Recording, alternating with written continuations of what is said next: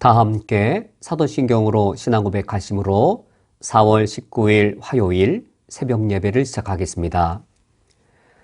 전능하사 천지를 만드신 하나님 아버지를 내가 믿사오며 그 외아들 우리 주 예수 그리스도를 믿사오니 이는 성령으로 잉태하사 동정녀 마리에게 나시고 본디오 빌라도에게 고난을 받으사 십자가에 못 박혀 죽으시고 장사한 지 사흘 만에 죽은 자 가운데에서 다시 살아나시며 하늘에 오르사 전능하신 하나님 우편에 앉아 계시다가 저리로서 산자와 죽은 자를 심판하러 오시리라.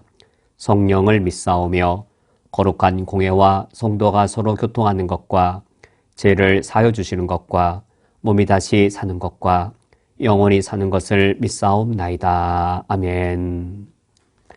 하나님 아버지시여, 내가 오늘도 몸을 갖고 살아갈 때에 여러 연약함들을 겪을 것이오나 그러나 이 세상보다 더 크시며 강한 하나님께서 나를 사랑하시어 나와 동행하시오니 주님의 선하심과 주의 인자하심을 의지하여 오늘 하루도 믿음 안에 살아갈 수 있도록 인도하여 주옵소서. 예수 그리스도의 이름으로 기도합니다. 아멘. 오늘 성경 말씀은 신약성경 마태복음 13장 22절 한 절 말씀입니다. 오늘 성경 말씀을 제가 봉독해 드리겠습니다. 가시떨기에 뿌려졌다는 것은 말씀을 들으나 세상의 염려와 재리의 유혹에 말씀이 막혀 결실하지 못하는 자요. 아멘. 우리 그리스도인들의 마음속을 들여다본다면 분명히 하나님을 향한 이러한 진심이 있을 겁니다. 하나님, 내가 주님을 더 잘 믿고 싶습니다. 내가 하나님을 더 많이 사랑하고 싶고 내가 하나님을 향해 온전한 소망을 갖기를 원합니다. 우리 그리스도인들이 하나님을 향해 이와 같이 고백할 때 이것은 정말 사실이고 순수한 마음이고 진심이라 생각됩니다.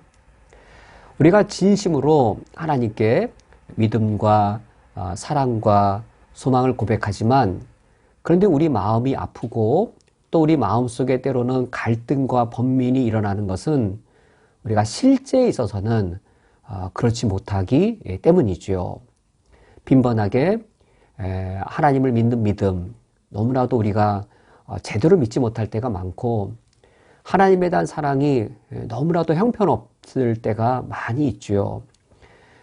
신앙의 연수가 이처럼 오래되었는데도 여전히 세상에 집착하거나 세상에 소망을 두는 그런 나의 모습을 보면서 나의 진심, 내 진심과 실제 그렇지 못한 나뉘어진 내 모습을 보면서 우리는 갈등하고 또 번민하고 또 아픔도 겪고 또 내 자신에 대한 실망 때문에 하나님 아버지 앞에 부끄럽게 회개하기도 합니다.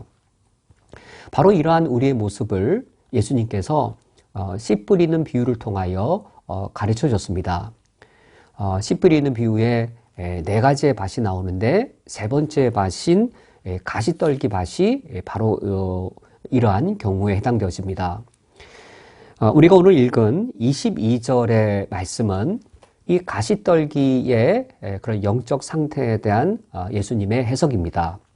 그리고 이 비유는, 이 가시떨기의 비유는 그 앞에 7절 말씀에 그 내용이 나와 있습니다.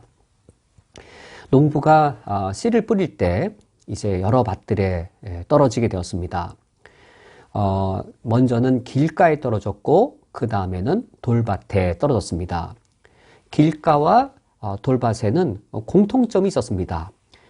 그 밭의 딱딱함 때문에 떨어진 씨앗의 말씀을 받아들이지 않고 배척한다라는 면에선 이 두 종류의 밭이 공통되었습니다. 길가의 밭의 표면의 딱딱함, 그것 때문에 말씀을 배척하였고, 그리고 이 흙이 얇은 돌밭은 물론 처음에는 말씀을 받아들였지만 금방 이 돌밭, 돌의 그 딱딱함이 길가처럼 말씀을 배척했습니다. 이처럼 그 마음의 그 딱딱함 때문에 돌밭과 이 길가가 말씀을 배척했다면 가시떨기의 경우에는 상황이 많이 다릅니다. 가시떨기는 그 땅의 표면이 딱딱하지도 않았고, 그리고 그 이 밭 안에 이 돌과 같이 말씀을 배척하는 그런 숨겨 있는 그런 장애물도 없었습니다. 당연히 이 씨앗이 심겨진 이후에 깊숙이 잘 심겨졌겠죠. 그리고 뿌리도 내렸을 겁니다. 싹도 정상적으로 잘 컸고, 그리고 또 이제 잎도 줄기도 잘 자라났을 겁니다. 그러면 이 가시떨기 밭의 문제는 과연 무엇인가? 7절 말씀의 비유를 보면 덜어는 가시떨기 위에 떨어지매 라고 하면서 가시가 자라서 기운을 막았고, 누구의 기운을, 무엇의 기운을 막은 거냐면 씨앗의 기운을 막은 것이죠. 이 밭은 이제 이 씨앗이 뿌리를 내리는 것에 전혀 장애가 없습니다. 이 씨앗이 이제 뿌리를 내리고, 이 씨앗이 이 뿌리로부터 이제 물을 빨아들이고 이제 성장할 그런 힘을 얻는 것이지요. 토양으로부터, 땅으로부터 영양분을 빨아들여서 이 씨앗이 그 뿌리를 통해 영양분을 얻어낸다면 이 씨앗이 잘 자랄 수 있을 겁니다. 그런데 이 씨앗과 가시가 서로 경쟁하고 서로 다투게 됩니다. 씨앗의 생장력, 그리고 가시의 생장 능력, 둘이 충돌합니다. 씨앗이 뿌리를 내려서 땅에 있는 여러 영양분을 빨아들이는 것보다 가시가 훨씬 더 땅 속에 있는 영양분을 빨아들이는 능력이 훨씬 더 탁월하고 훨씬 더 강력했습니다. 그래서 가시가 자라서 기운을 막았다. 이 말씀의 씨앗이 떨어져서 이 말씀의 씨앗이 이 땅의 영양분을 흡수하여 자라야 되는데, 그 영양분을 이 가시가 다 빼앗아 먹음으로 가시가 더 빨리 자라고 더 크게 자라서 결국 이 씨앗은 매우 초라할 수밖에 없었던 것이죠. 초라하게 싹이 나고 초라하게 이 줄기가 자랄 수밖에 없었습니다. 이 가시떨기의 문제는 바로 이 가시였습니다. 길가의 문제는 그 길가의 그 밭의 표층의 딱딱함이 문제고, 흙이 얇은 돌밭은 이 씨앗이 뿌리를 내리지 못하도록 가로막는 그 돌이 문제였다면, 이 가시떨기 밭은 이 말씀의 기운을 가로막았던 이 가시가 문제인 것이지요.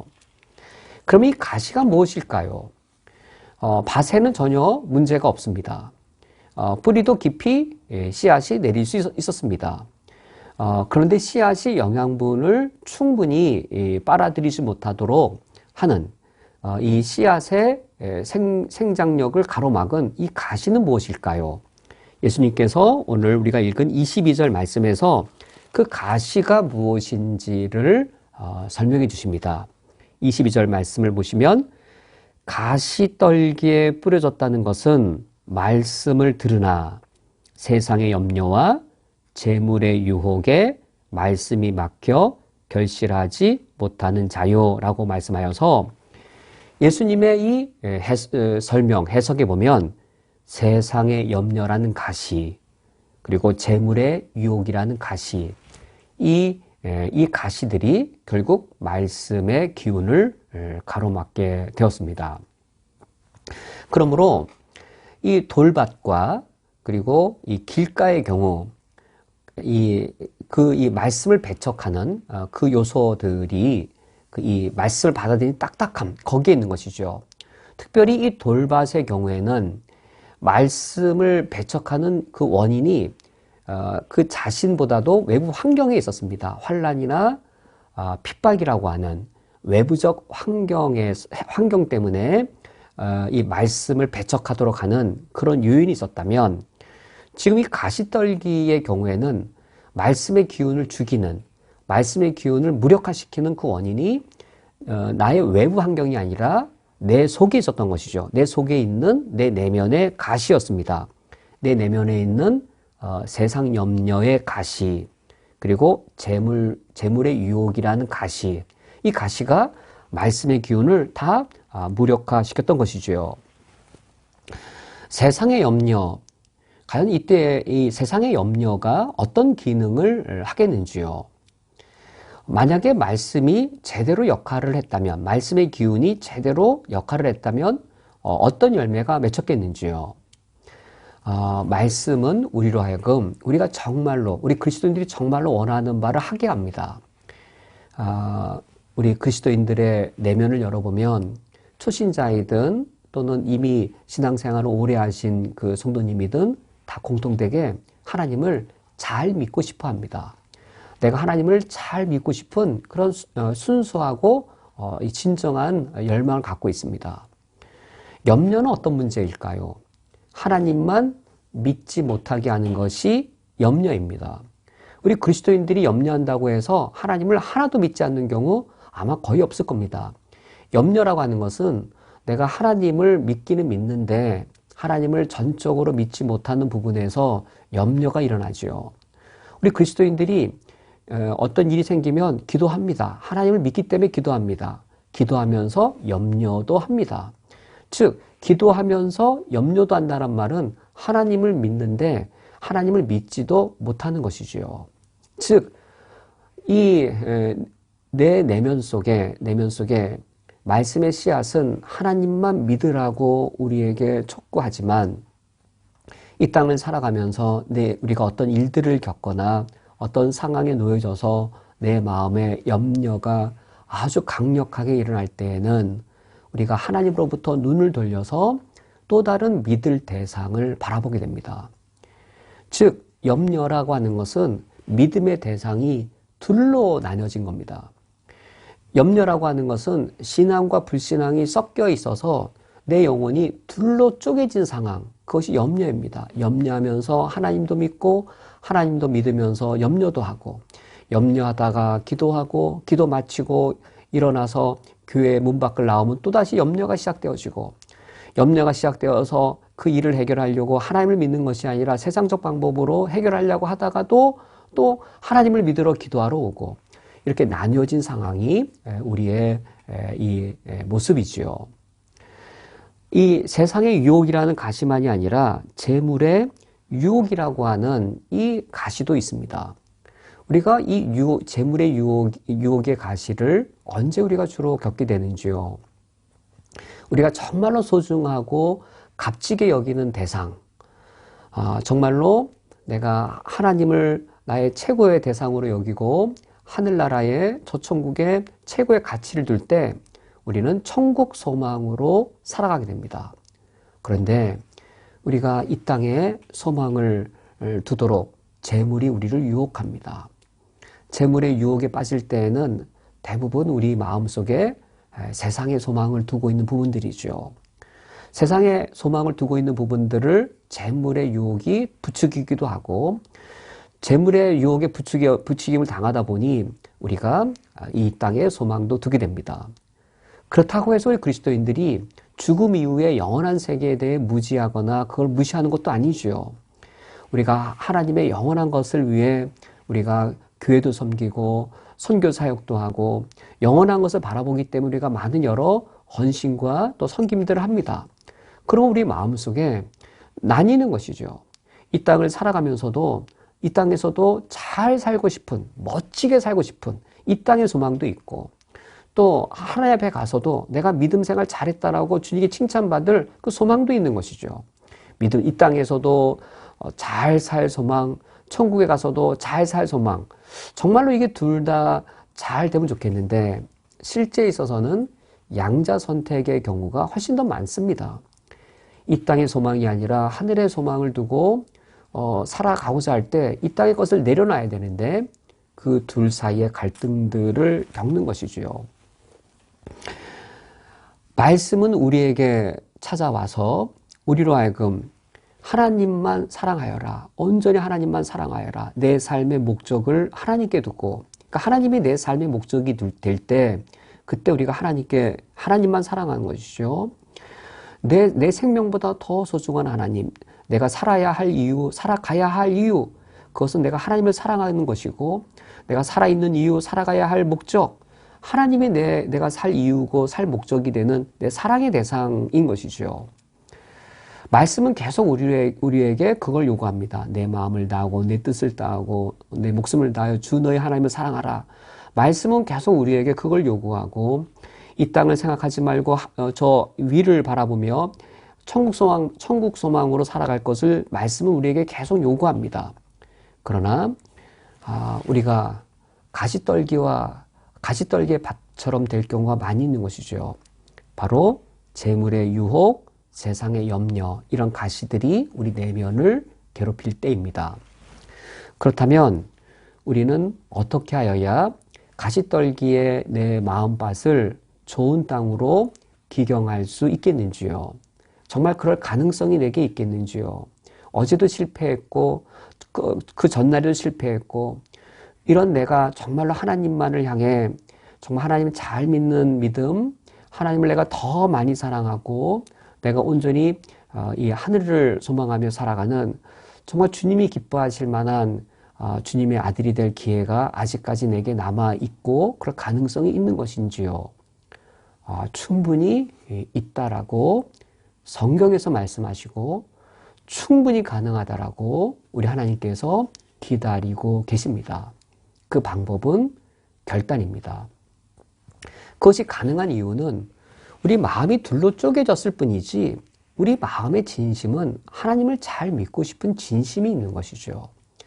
하나님을 내가 더 사랑하고 싶고 내가 이 땅에서 사람들의 칭찬받는 것보다 내가 죽음 이후에 하나님 앞에 섰을 때 착하고 충성된 종이라는 그 하나님께 칭찬받을 그 소망, 그 진심이지요. 그래서 가능성이 우리에게 있는 겁니다. 말씀이 우리 안에 와서 그 말씀이 기운이 막히지 않게 하는 것은 내가 세상 염려, 하나님 온전히 믿겠다라는 결심으로 세상 염려 그치는 겁니다. 재물의 유혹, 그게 일어날 때 아니야, 말씀이 내게 도전하는 대로 나의 영원한 소망은 하나님이고 천국이야 라고 결단하는 것이죠. 가시를 잘라내는 것이죠. 가시를 잘라낼 결단을 하는 것이죠.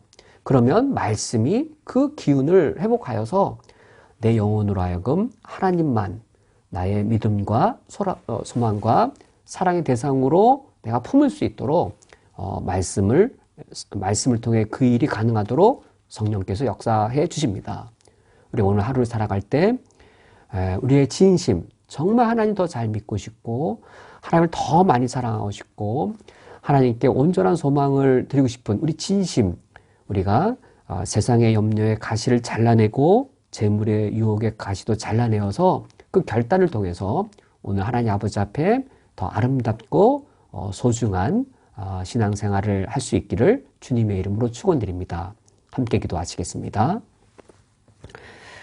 하나님 아버지시여, 우리가 매번 실수하거나 실패할 때가 있습니다. 너무나도 그런 횟수가 빈번하오나 그러나 주님이 내가 주를 사랑하시는 줄 주님이 이미 아시며 내가 주님을 더 온전히 믿으며 살기를 주께서 아시오며 내가 이 땅의 소망이 아니라 하늘의 소망을 두고 살기를 바라는 것이 나의 진심인 것을 주님이 아십니다. 그러나 주님이 아시는 것만으로 충분하지 아니하오며 내가 결단하는 것이 필요하오니 내 속에 있는 세상의 염려의 가시 하나님만 온전히 믿는 믿음의 결단으로 잘라내게 해 주옵소서. 내 속에 있는 재물의 유혹이라는 그 가시, 내가 영원한 것을 추구하는 영원한 것에 참된 가치를 두고자 하는 그 소망의 결단으로 재물의 유혹의 가시를 잘라내게 해 주옵소서. 그래 오늘 하루 나의 삶이 하나님을 기쁘게 해드리는 삶이 될 수 있도록 인도하여 주옵소서. 예수 그리스도의 이름으로 기도합니다. 아멘. 다 함께 주기도로 오늘 예배를 폐하겠습니다.